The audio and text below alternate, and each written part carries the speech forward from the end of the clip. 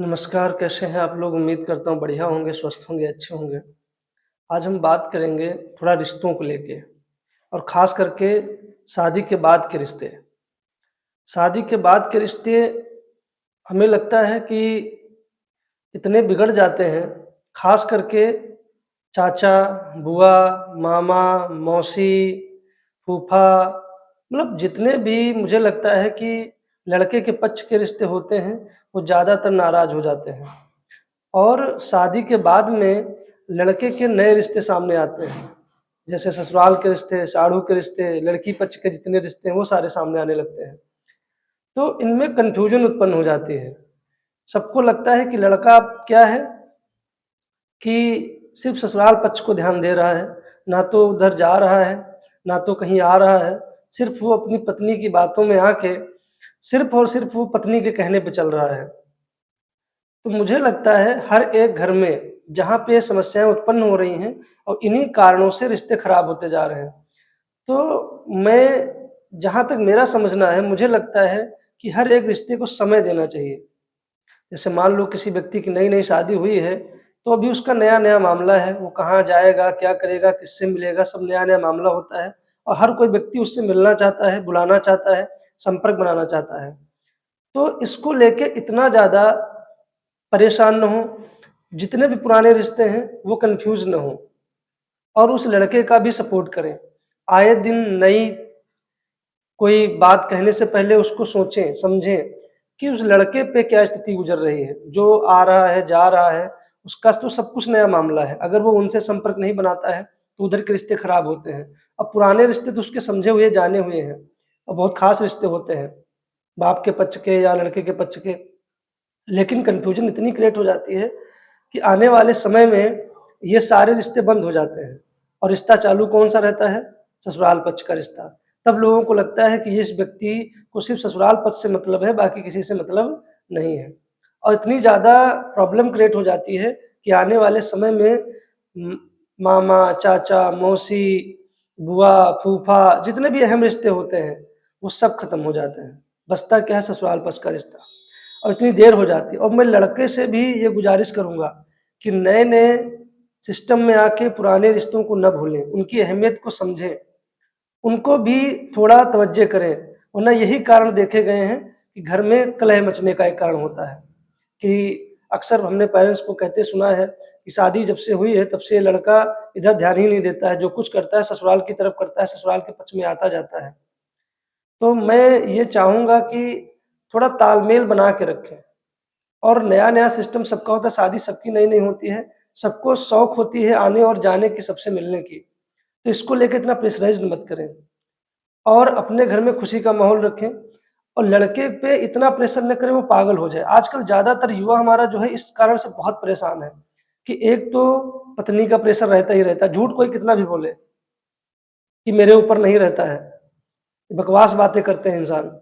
बहुत प्रेशर रहता है दिमाग पे क्योंकि सबको पता है कि शादी के बाद में प्रेशर कितना बढ़ता है। लड़की का कहना है कि तुम मेरी तरफ ध्यान नहीं दे रहे हो, तुमको हमारे लोगों से नफ़रत है, तुमको हम लोगों से मिलना-जुलना अच्छा नहीं लगता है, हमारे रिश्तेदार तुम्हारे लायक नहीं हैं। इधर माँ-बाप कहते हैं कि जब से तुम्हारी शादी हुई है तब से तुमने इधर के सबकी तरफ ध्यान देना छोड़ दिया, हम लोगों को टाइम देना छोड़ दिया है। पिसता कौन है? लड़का। मतलब उसकी तकलीफ़ कोई समझना नहीं चाहता है। अब घुट-घुट के जीता कौन है? लड़का। अब दोनों पक्ष टकराव करते हैं। अगर वो माँ की तरफ बोल दे, बाप की तरफ बोल दे तो रिश्ते खराब हैं, बुआ-फूफा की तरफ बोल दे तो रिश्ते खराब हैं, तो लड़का खराब है। मतलब लड़का क्यों खराब है? फिर वो पत्नी कहेगी तुम अपने माँ-बाप के पल्लू में बंधे रहते हो, तो तुम वहीं जाओ, वहीं रहो। अगर वो पत्नी की तरफ बोल देता है तो माँ-बाप कहते हैं तुम तो वहीं जाओ, तुम तो मेरे भी गुलाम हो। तो मुझे नहीं लगता कि ऐसा सामंजस्य बैठाएँ कि स्थिति ऐसी उत्पन्न ही ना हो। और ये घटनाएँ आम तौर पे हो रही हैं, घर को बिगाड़ने का भी एक कारण यही हो रहा है। मुझे लगता है कि समय हर एक व्यक्ति के पीछे पड़ना उचित नहीं है। नए-नए रिश्ते हैं, थोड़ा समय दो, उनको घुलने-मिलने का क्योंकि आप तो अपने हैं। मुझे लगता है जो मामा पक्ष, चाचा पक्ष वाले लोग हैं, वो तो सब अपने होते हैं। उनको इतनी जल्दी बुरा नहीं मानना चाहिए क्योंकि वो सब अपना खून होता है और जो नया होता है, वो अपना खून नहीं होता है और रिश्ते निभाने चाहिए, उनको बिगाड़ना नहीं चाहिए। और कुछ रिश्ते तो इस कारण खराब हुए जा रहे हैं कि काना-फूसी के चक्कर में। कोई कहता कुछ और है, होता कुछ और है, बताया कुछ और जाता है। सही बात का किसी को पता नहीं है, लेकिन कानाफूसी, फ़ोनबाज़ी इसके चक्कर में आके रिश्ते खराब हो जाते हैं। तो मेरा मानना है कि शादी के बाद के रिश्ते जितने हैं, बहुत इम्पोर्टेंट होते हैं हर एक लाइफ़ में, लेकिन उनको इतना प्रेशराइज़ ना किया जाए कि रिश्ते खराब हो जाएँ और आने वाले समय में कोई किसी के पास ना बैठे। और सबसे ज़्यादा घुटेगा कौन? लड़का। परेशान कौन होता है? लड़का। ना लड़की पे असर पड़ता है, ना इधर किसी पक्ष पे असर पड़ता है, ना किसी रिश्तेदारों पर फ़र्क पड़ता है। फिर उसी लड़के को लोग नाना प्रकार की नज़रों से देखने लगते हैं। अगर वो अपने परिवार को छोड़ देता है, तो ससुराल पक्ष कहते हैं कैसा बदतमीज़ आदमी है। मतलब ज्ञान देते हैं लोग, फिर वो उसके परिवार की बुराई करना शुरू कर देते हैं। और ये बात भी उसको खटकती है कि उसके परिवार वाले उसका साथ नहीं देते। और मुझे लगता है लड़के की स्थिति कोई समझना ही नहीं चाहता। शादी के बाद में चक्की हो रहा है, वो बीच से पिसता रहता है, आटा गेहूँ हो रहा है, जिधर मानो वो उधर दाबता रहता है, फँसाता रहता है। अगर इधर न जाए तो आजकल नया सिस्टम बन रहा है, ससुराल पक्ष वाले तुरंत एक ही धमकी देते हैं, तुमको जेल पहुँचा देंगे, तुमको रगड़ देंगे, तुमको फलाना कर देंगे, तुमको बर्बाद कर देंगे। और अगर अपने परिवार की तरफ चला जाता है, न जाए, तो माँ-बाप बेचारे परेशान होते हैं, उनको लगता है उनका लड़का उनके हाथ से निकल गया, अब उनका ध्यान नहीं दे रहा है। तो स्थिति ऐसी शर्मनाक बनती जा रही समाज में, तो मुझे लगता है कि दोनों पक्षों को ज़रा तालमेल बना के रखना चाहिए। किसी लड़के की ज़िंदगी बर्बाद मत करें। अंदर ही अंदर घुटता रहता है, हर चीज़ पैसे से, संपत्ति से नहीं होती है, कुछ सुकून से भी होता है। तो इतना तालमेल बना के रखें कि लड़के को जीते जी मत मारें। अपने रिश्तों के चक्कर में, अपने अहम के चक्कर में, अपने रुतबे के चक्कर में, मुझे लगता है जो माँ-बाप चाहते हैं कि उनका लड़का उनके कंट्रोल में रहे, तो उनकी शादी नहीं करनी चाहिए। और जो लड़की चाहती है कि उनका पति उनके कंट्रोल में रहे, तो किराए से आदमी खरीद लो, आदमी की ज़रूरत नहीं है।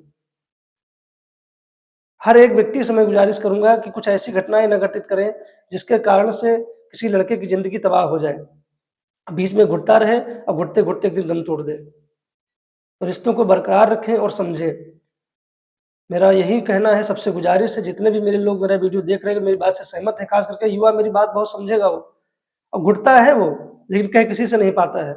और वो दोनों पक्ष को चाहता है, ना ससुराल पक्ष छोड़ना चाहता है और ना ही अपनापन छोड़ना चाहता, अपना तो छोड़ना ही नहीं चाहता किसी कारण से भी। लेकिन स्थितियाँ ऐसी परिस्थितियाँ आ जाती हैं कि वो डिसीज़न नहीं ले सकता कुछ, क्योंकि उसके आगे बहुत सी समस्याएँ होती हैं और उसका दुःख कोई नहीं समझ सकता। तो अगर मेरी बात से सहमत हैं, तो लाइक, शेयर, कमेंट ज़रूर करेंगे और अपने रिश्तों को बचा के रखेंगे और कोई ऐसा काम ना करेंगे कि किसी लड़के की ज़िंदगी बर्बाद हो। मस्त रहें, स्वस्थ रहें, हर हर महादेव।